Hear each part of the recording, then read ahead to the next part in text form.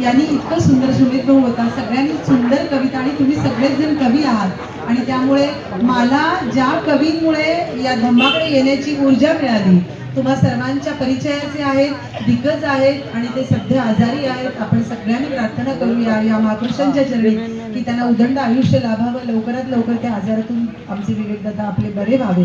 आणि म्हणून ज्या कवितेनं मला प्रेरणा मिळाली आणि एक बहुजन समाजातून, ओबीसी समाजातून, गुरव पुजारी समाजातून आलेली मी एक सामान्य महिला कलावंत जेव्हा विज्ञानवादी धम्माकडे वाटचाल करीत असताना ज्यांच्या सोबत या शाहिरीचे कार्यक्रम करत होते असे भारताचे सुप्रसिद्ध संगीतकार जॉलीदादा मोरे यांनी यांच्या विचारातून जेव्हा मला खरा इतिहास समजू लागला आणि अनेक कवी, लेखक, साहित्यिक यांच्याकडून काही पुस्तकं वाचनात आली आणि मग मात्र मी ठरवलं की परिवर्तन करायचंच. आणि मग ध्यास घेतला नाही तर जो काही निर्णय घेतला आणि मग तो निर्णय घेऊन तो पूर्णही केला, अंमलात आणला. असा जो निर्णय घेतला होता तुम्हाला सगळ्यांना माहिती आहे, बाबासाहेबांनी 13 ऑक्टोबरला 1935ला येवल्याला घोषणा केली होती, मी हिंदू धर्मात जन्मास आलो, मी हिंदू धर्मात मरणार नाही.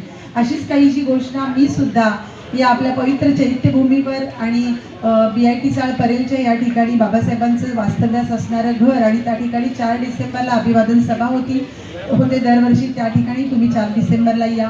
आणि त्या ठिकाणी मी सुद्धा त्याच विचार मंचावरून अशी घोषणा केली की मी हिंदू धर्मात जन्मास आले, माझ्या हाती नव्हतं, पण माझा मृत्यू मात्र बुद्ध धम्मात व्हावा हे माझ्या हाती होतं.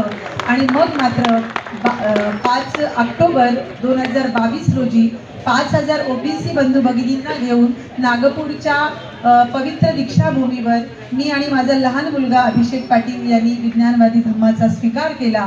माझी अट होती, कारण बाबासाहेबांनी त्या ठिकाणी 5 लाख अनुयायांना विज्ञानवादी धम्माची दीक्षा दिली होती. माझी अट अशी होती की मला सुद्धा नागपूरच्या दीक्षाभूमीवरच दीक्षा घ्यायची होती आणि ती सुद्धा त्या ठिकाणी त्या मंचावर मला आदरणीय भीमराव साहेब हवे होते आणि ती माझी इच्छा पूर्ण झाली.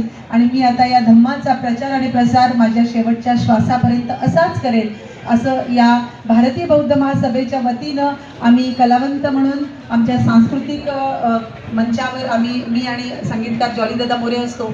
आणि जाता जाता आदरणीय विवेक मोरे या दादांना मानाचा मुजरा करते आणि त्यांची कविता थोडक्यातच सादर करते. गाणी तुम्ही यूट्यूबला आहेत, पाहतातच. आणि विवेक मोरे यांची ही कविता मला भावली आणि खऱ्या अर्थाने धम्माच्या वाटेवर आणि धम्माचा जो काही म्हणजे दादांचे वडील सुद्धा आहेत, कवी नागेश कवडेकर, त्यांनी सुद्धा बरीच गाणी लिहिलेली आहेत जी मी यूट्यूबला गायलेली आहेत. आणि या बुद्ध धम्माचा हा संघ